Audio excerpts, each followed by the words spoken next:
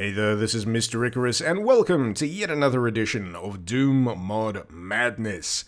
This time around, we're returning to the world of Wolfenstein Blade of Agony. This is a mod that I covered quite a while back now. I think I covered it before the mod was actually feature complete for its Chapter 1 release, and in the meantime, both Chapter 1 and Chapter 2 have been fully completed. So I thought this would be a fantastic time to return to Blade of Agony and see how things have changed up and see if I still feel the same way about it. Now, for the sake of brevity, I'm going to be focusing, for the most part, on Chapter 2 here, entitled Shadows of the Reich. And this picks up with our boy, Blazkovich, being imprisoned and orchestrating his own particular brand of escape. And there's a few interesting aspects to this opening level here of Chapter 2, namely the little bar on the bottom of the screen here. Now, anybody who's played the Thief games will have a clear idea of what this meter is all about. It's about visibility. That's right, this is a stealth-centered level here in Blade of Agony. This is something that you don't generally get in most Doom mods. It's not really a game built for stealth mechanics, but here it is nonetheless, and if you keep that meter right down at the bottom, you could be pretty much face-to-face with a Nazi soldier here, and they wouldn't be able to see you. Step under a light or move a little too quickly, however, and that meter will fill, allowing enemy soldiers to spot you. And if you're spotted at this particular point, judging by the amount of health you've got here, it's pretty much game over. Thankfully, it's not long before the level provides you with something that you can defend yourself with. In this case, a stabby knife, perfect for sneaking up behind Nazis and delivering a one-hit stealth kill to the back, which is very useful for conserving ammo later on, and just in general making the area a little safer for you to traverse. However, it doesn't always feel like there's a 100% guarantee that you'll be able to land that stealth kill shot. No matter how cautious your approach, no matter how perfectly you position yourself behind the enemy, sometimes they'll just be inexplicably alerted to your presence, forcing you to deliver multiple stabs, often taking multiple bullet shots in the process. Naturally, this can be extremely frustrating. An additional point of frustration in this first level here is that some of the encounters seem extremely unfairly planned. This scenario, for example, just has two Dobermans running down the stairway to just munch on your face. You don't get a lot of time to react to that. As a result, you're gonna die a lot trying to figure out a way around it. Not to mention, quick saving is pretty much essential. It's a habit that you're going to have to get into very early because Blade of Agony is notoriously stingy with its automatic save points. So if you do die to something unfortunate and sometimes unforeseeable as that, you'll be repeating rather large chunks of a level in order to get back to the point you died at.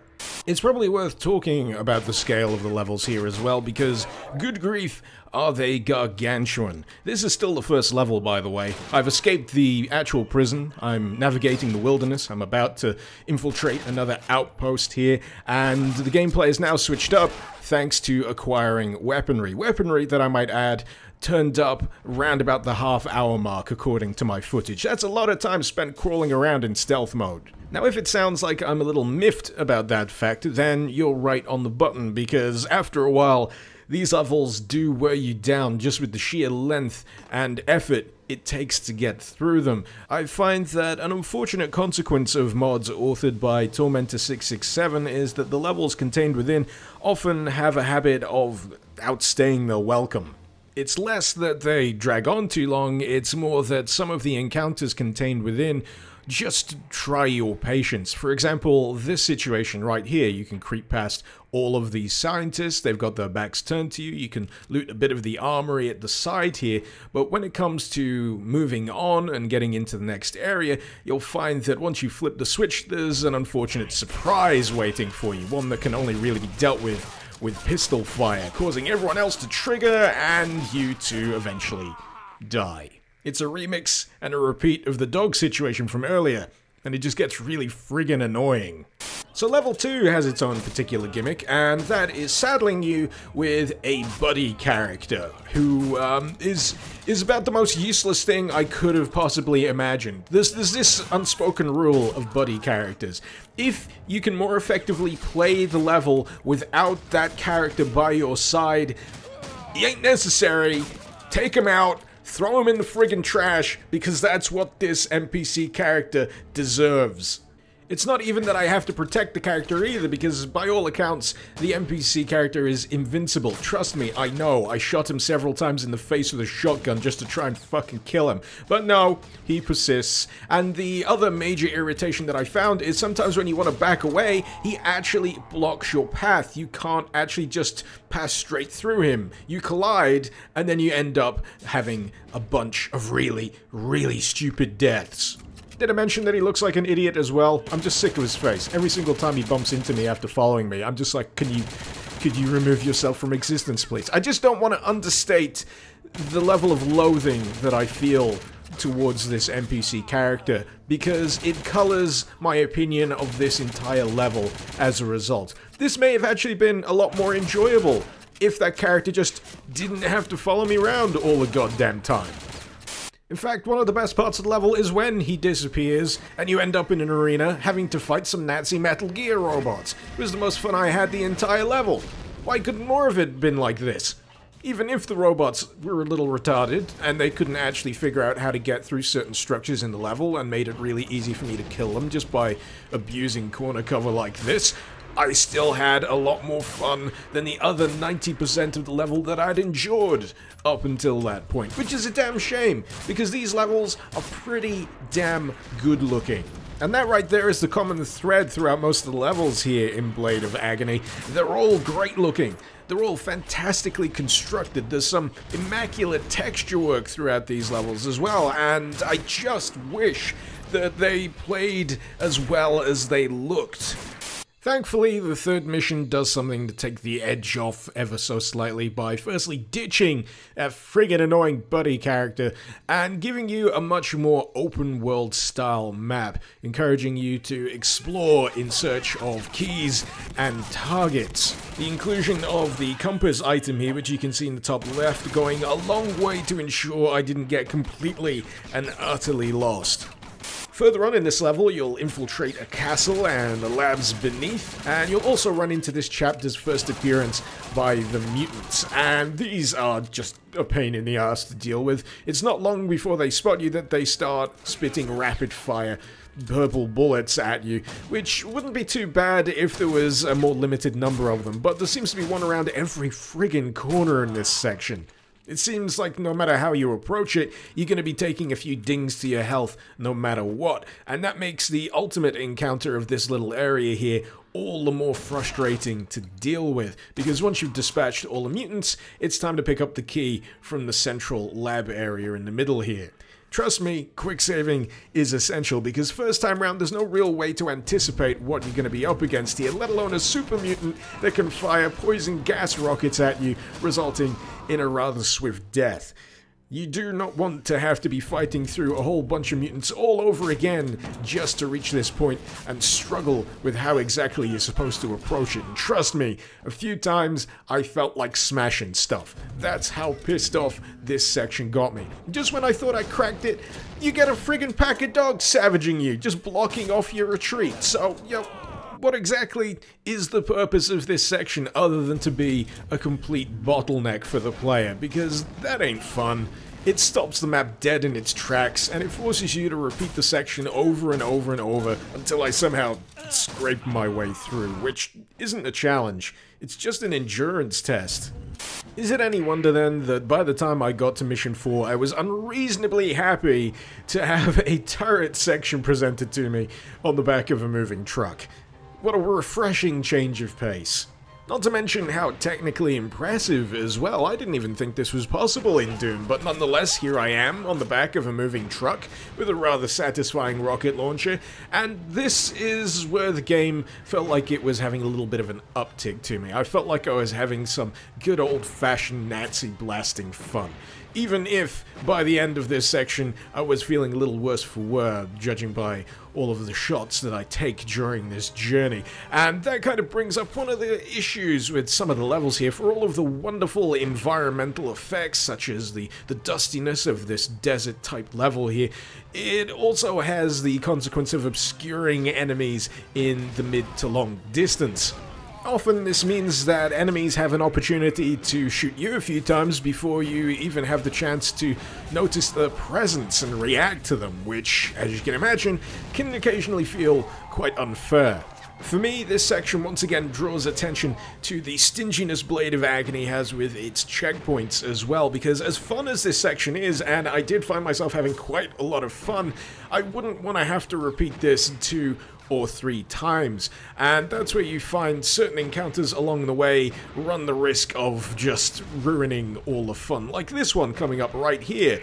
The game does its best to try and alert you to its presence, but by the time you're truly aware of it, it will have had more than enough time to take a significant chunk out of that all-important health pool. Now, if this was taking place a little closer to the end of the level, it wouldn't be so bad, but truth is this section carries on for a fair bit longer, continuously taking fire from all sides, that health pool dwindling ever lower and lower, and ultimately this section ends up suffering from the same problem a lot of the other maps suffer from here in Blade of Agony, in that it just drags on a little too long and starts to outstay its welcome, even if it does look just astoundingly fantastic. As for the rest of the level, you'll spend a significant amount of time in a underground bunker, and the reason why I've sped up the footage here is just to kind of illustrate the length of time and distance it takes to cross from one side of this bunker to the other in search of a single green keycard, and I find that that's a common thread running through the maps when it comes to keys for specific doors. Often you're going to have to turn tail, go all the way back to some place you may have already explored, and then just go a little bit further to find that one thing that you were oh so close to getting in the first place. It can be a bit frustrating, and in this case a lot of the corridors can look very, very samey indeed. Granted, there'll be some impressive things to spot along the way, like reflective surfaces, for example, which is always neat, but most of the time it comes down to feeling like a bit of a topographical wankfest. Levels created for the sake of the level itself rather than for the player and the gameplay that should be occurring within it. Eventually, you'll get to where you need to go, but you can't help but feel a little exhausted by the time you do so. Happily, the key that we're after here is in this very room. All we need to do is deal with this Uber soldier and make it all the way back. A few moments later. So you open that door, you flick the switch that opens the way forward, and you discover something unfortunate waiting for you. And it's not the Uber soldier waiting on the other side, it's the fact that they can shoot through this perfectly solid truck in the middle of the room. And this is where I shot myself in the foot with the quick save, because it was a really bad quick save, and it's also where I officially lost all of my patience. And when I lose all of my patience, one thing tends to happen, and that is the abuse of console commands. Now, to my credit, it didn't happen for a little while. I managed to go to extreme lengths here and somehow managed to goad the Uber soldier around this room and get him stuck behind some barrels that he couldn't fire past before killing him. But the section after that really just wasn't gonna work with the ridiculously low level of health that I was now suffering from. And it just caused me to reflect on some of the difficulties that I've been experiencing during the course of the mod so far in this particular chapter, and it just feels like there's a lot of artificial difficulty here, where you're starved of health packs and willingly put into situations that will sap your health to dangerous levels. Enemies often feel like bullet sponges, not obviously including the ones that are meant to be bullet sponges, and this just has the sum effect of making you feel like the game is here to grind you down, to crush you, and as masochistic as I can be with certain video games, this just isn't the experience I'm looking for. Don't get me wrong, I think we can all agree here that Blade of Agony is a tremendous achievement. I mean, everywhere you look in this mod, you'll see things that just make you go, wow, how the hell did they pull that off? How the hell did they make that work? So, on a technical level, this is just ridiculously good, ridiculously impressive. It's just that when it comes down to the nuts and bolts gameplay, it just manages to consistently rub me the wrong way. I think one of the things that brings me down the most about Blade of Agony, more specifically about Chapter 2, is that there's a lot of tremendously cool ideas and bits of level design scattered throughout this chapter. It's just that this has a habit of taking those cool ideas and repeating them until you're sick to death of them. Much like the levels themselves, they just outstay their welcome. And by the time you've gotten around a problem, you probably never ever want to have to deal with it ever again. This one in particular just ruined the wind tunnel gimmick for me. There's a few sections here where you have to time your movements to get into doors, and that's pretty cool. And then they introduced this section, and I just felt like poking my own eyes out by the time I was done with it.